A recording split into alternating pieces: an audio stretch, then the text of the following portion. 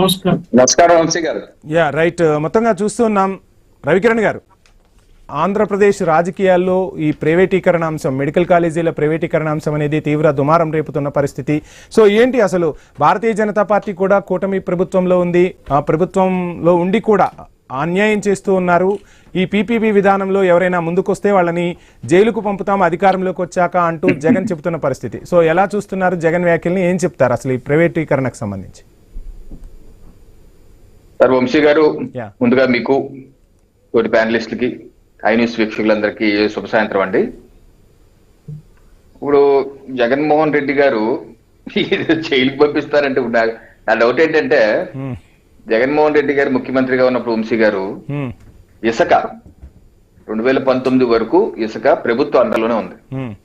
జగన్మోహన్ రెడ్డి గారు ముఖ్యమంత్రి అయ్యాక ఇసుకని ప్రైవేట్ కి జేపీ పవర్ టెండర్ పిలిచి దానికి టైం ఫ్రేమ్ పెట్టి దానికి టన్ను కింద ఫిక్స్ చేసి ఇష్టం వచ్చిన వాళ్ళు, మీకు కావాల్సిన వాళ్ళు వచ్చి టెండర్ పాడుకోండి అని చెప్పన్నారు. ఆ టెండర్ లో జేపీ పవర్ తెచ్చుకుంది. జేపీ పవర్ వాళ్ళ తాలూకా 2-3 ఏళ్ళు నిర్వహించుకున్నారు. ఇప్పుడు దాన్ని ఏమంటారు? ప్రైవేట్ కి అమ్మేయటం అంటారా, పీపీపీ పబ్లిక్ ప్రైవేట్ పార్ట్నర్షిప్ అంటారా? ఇప్పుడు ఈ 2 ఏళ్ల తర్వాత జేపీ పవర్ వెళ్ళిపోయిందా, లేకపోతే ఆ నదితో పాటు ఇసుకతో పాటు నదిని కూడా తీసుకెళ్లిపోయిందా జేపీ పవర్? ఇప్పుడు జైల్లో పెట్టాలంటే ఇప్పుడు జేపీ పవర్ పెట్టాలి. ఇప్పుడు మేము జేపీ పవర్ మేము పెట్టాలా? రెండోది, జగన్మోహన్ రెడ్డి గారి ప్రభుత్వంలో వైద్యం 104, 108 అంబులెన్స్లు కుయ్యి కుయ్యి కుయ్యి కుయ్యి అంటే రాజశేఖర రెడ్డి గారు ఆ అంబులెన్స్ ఇచ్చింది కేంద్ర ప్రభుత్వం. నేషనల్ అంబులెన్స్ మిషన్ ప్రకారం 80% నిధులు కేంద్ర ప్రభుత్వం ఇస్తారు. జగన్మోహన్ రెడ్డి గారు అట్టహాసంగా 1000 బెంచ్ సర్కిల్లో 1000 అంబులెన్స్లు పెట్టి జెండా ఊపేవారు. ఆ అంబులెన్స్లన్నీ నిర్మాణానికి ఎవరికి ఇచ్చారు జగన్మోహన్ రెడ్డి గారు? మీరు మీ విజయసాయి రెడ్డి గారి అల్లుడికి సంబంధించిన అరబిందో ఫార్మా కాదా? దాని పీపీపీ మోడల్లో వాళ్ళకి ఇవ్వలేదా? ఇప్పుడు జైల్లో శరత్ చంద్రారెడ్డి గారిని జైల్లో పెట్టాలా? ప్రైవేట్ కి పీపీపీకి అది తేడా తెలియదు అనుకుంటున్నారా? మీకు తెలియదు అనుకుంటున్నారా, ప్రజలు తెలియదు అనుకుంటున్నారా? పబ్లిక్ ప్రైవేట్ పార్ట్నర్షిప్ అంటే ప్రభుత్వం ప్రైవేట్ కలిసి నిర్వహించేది. ప్రైవేట్ కి అమ్మేటువంటి ఏంటో తెలిసి జగన్మోహన్ రెడ్డి గారు, మీరు ఏదైతే కృష్ణపట్నం పోర్టు ఈ శాతం వాటా రాష్ట్ర ప్రభుత్వానికి ఉంటే ఈక్విటీని అమ్మేశారు. అది అమ్మేయటం అంటే.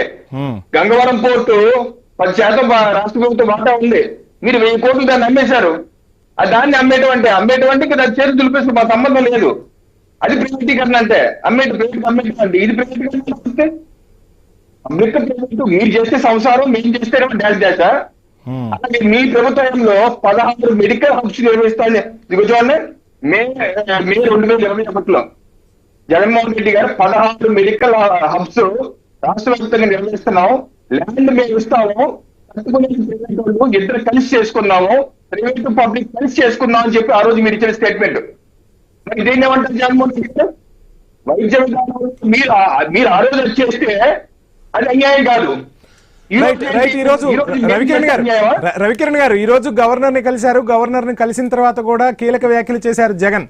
సో మొత్తంగా కూటమి సర్కారు ప్రజలకు వైద్యాన్ని దూరం చేస్తుంది, మిగిలినవన్నీ వేరు, ప్రజలకు విద్యా వైద్యం అనేది అందాలి, ఆ వైద్యాన్ని దూరం చేసే కుట్ర జరుగుతోంది. 4 లక్షలు 5 లక్షలు ఇక భవిష్యత్తులో మనం కట్టి హాస్పిటల్స్ కి వెళ్లాల్సిన అవసరం ఉంది. దీనికి వైసీపీ తీవ్రంగా వ్యతిరేకత వ్యక్తం చేస్తుందంటూ జగన్ స్వయంగా చెప్పిన పరిస్థితి. సో ఎలా చూస్తున్నారు జగన్ వ్యాఖ్యలను? అంటే భవిష్యత్తులో 4-5 లక్షలు పే చేయాల్సిన పరిస్థితులు ఉంటాయి ఆ సామాన్యుడు? కోటి సంతకాల పేరు మీద కోటి పచ్చి అబద్ధాలు జగన్మోహన్ రెడ్డి గారు చెప్తున్నారు. పచ్చి అబద్ధాలు చెప్తున్నారు. ఆయన చెప్పే అన్ని అబద్ధాలే. ఏ రకంగా ఇప్పుడు ఫర్ ఎగ్జాంపుల్ ఆయన ఏమంటారు, ఈ రోజు ప్రైవేట్ పబ్లిక్ పార్ట్నర్షిప్ లో మెడికల్ కాలేజీ నిర్వహిస్తే మొత్తం వైద్యం అంతా ప్రైవేట్ కప్ చెప్పేసి దానిలో ఎవరో ఇంకా ఎన్టీఆర్ వైద్య సేవలను ఆయుష్మాన్ భారత్ వైద్య సేవలు అందరూ చెప్తున్నారు. ఎంత అబద్ధం అండి, ఎంత అబద్ధం అండి. దానిలో 420 బెడ్స్ ఏవైతే ఉంటాయో ప్రభుత్వం అండర్లోనే ఉంటాయి. దానిలో ఎన్టీఆర్ వైద్య సేవలు ఆయుష్మాన్ భారత్ అందుబాటులో వస్తాయి. అది కాక ప్రైవేట్ వాళ్ళు 225 బెడ్లు విడిగా బిల్డింగ్ కట్టుకుంటారు, దాన్ని వాళ్ళు నిర్వహించుకుంటారు. దీన్ని అబద్ధం చెప్తున్నారు. మళ్ళీ ఆయన మెడికల్ కాలేజ్ మెడికల్ సీట్లు ఉచితంగా పేదలకు అందాలని అబద్ధం చెప్తున్నారు. మేము తీసుకొని ముఖ్యమంత్రి గారు మొన్న చంద్రబాబు నాయుడు గారు ఇప్పుడు ఇది సెప్టెంబర్ 2020 ఇచ్చే స్టేట్మెంట్, మేము తీసుకొస్తున్న పీపీపీ విధానం కారణంగా జగన్మోహన్ రెడ్డి గారి ప్రభుత్వంలో ఏదైతే 64 సీట్లు మాత్రమే పేదలకు అందుబాటులో ఉండేవి, మేము తీసుకొస్తున్న విధానం వల్ల 75 సీట్లు పర్ కాలేజీ, ప్రతి కాలేజీకి 75 సీట్లు అంటే 11 అసలు మీ కూటమి సర్కారు వచ్చిన సీట్లనే వెనక్కి పంపిస్తోందంట కదా? అబద్ధం అండి ఆయన. అదొక అబద్ధం. అది ప్రతిదీ అబద్ధం చెప్తానండి. ఇప్పుడు ఇంకో అబద్ధం ఏంటి తెలుసా? పచ్చి అబద్ధం. 5 ఏళ్లలో ఒకటి చెప్పమనండి. ఆయన తన పాదయాత్రలు హామీ ఇచ్చి నేను అధికారంలోకి వస్తే పార్లమెంట్ కు ఒక మెడికల్ కాలేజ్ నిర్మాణం చేస్తానని చెప్పి మే 2020లో శంకుస్థాపన చేశారు. 17 మెడికల్ కాలేజీలు ఒకేసారి.